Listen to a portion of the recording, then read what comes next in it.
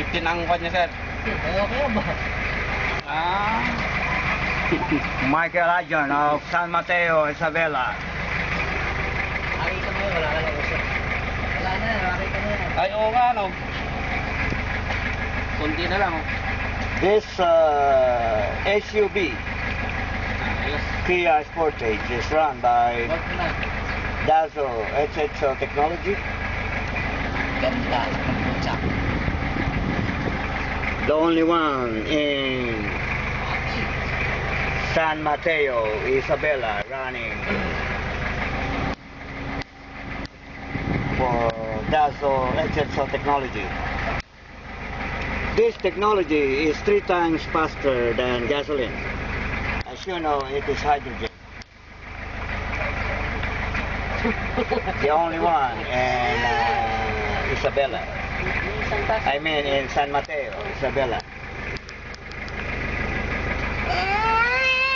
Huwag kang malapit, dito ka lang.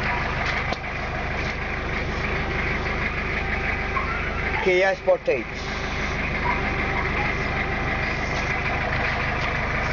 Kabilis, oh. That's HHO Technology. The only one in San Mateo, Isabela.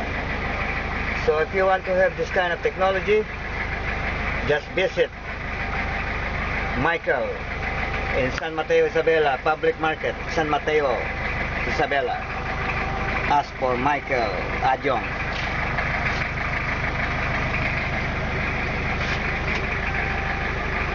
Water fuel technology. Nagkikita sila.